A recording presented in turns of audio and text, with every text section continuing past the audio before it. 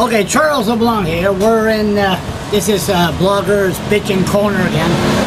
Well, I want to talk about an issue that I always felt strong against, and I just learned about 5 minutes ago. Okay, now we know, like, the Indian reserves, but we'll use Elsipogtog as an example.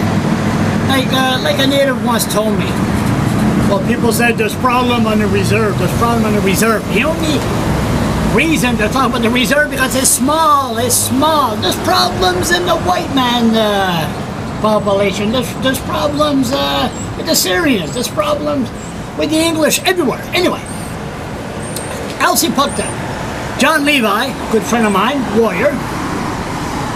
And they always, and another one yesterday, they always say our youths are being destroyed by drugs. Our youths are being destroyed by drugs. Now, myself, I always say, when it comes to the Indians, I always said, well, the white man used to shoot Indians. Now, not allowed to do that, so what we do, we give them cheap cigarettes. I'm sorry, I'm jumping, ADHD. So, I said to the native leaders, you should jack up the price of cigarette because the natives are dying a slow and painful death from smoking too much. Okay, one cigarette. Now let's go back to the drugs. So, they said, well, we're going to have roadblocks and we're going to fight drugs. We want to save our community. And, you know, Facebook, everybody will give a thumbs up and a thumbs up, but try to get those people to show up in person and, you know, go after the drug dealers and say, we don't want drugs in our community. Now, guess what I just found out? Somebody stopped at Elsipogtog last week, a couple of weeks ago. Guess what they stopped at the store? Guess what they had?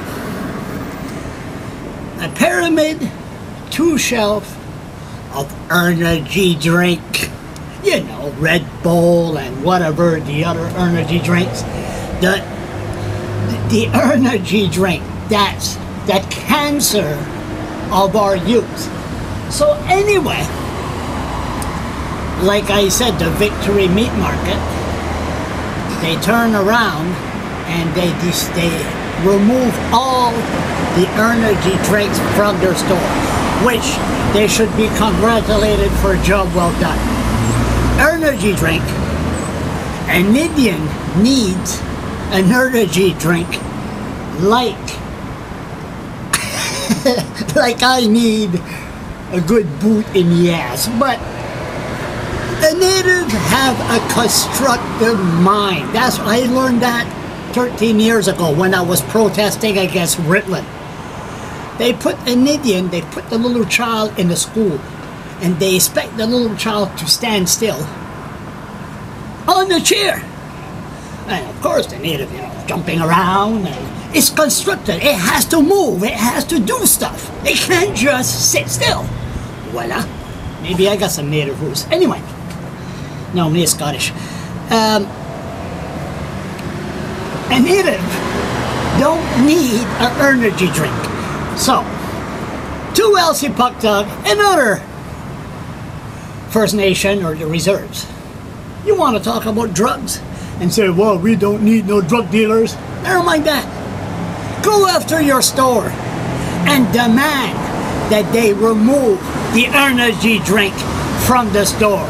Because they're all full of sugar, all full of caffeine. Then they'll say, well, okay, we got the natives that's dying of a slow, painful death from smoking. And then we got young natives that's all diabetic and they're sick. And I mean, I like to know how these energy drink became legal. Why did it become legal? Hey, maybe it's just another way to get rid of our native youth. Maybe that's it.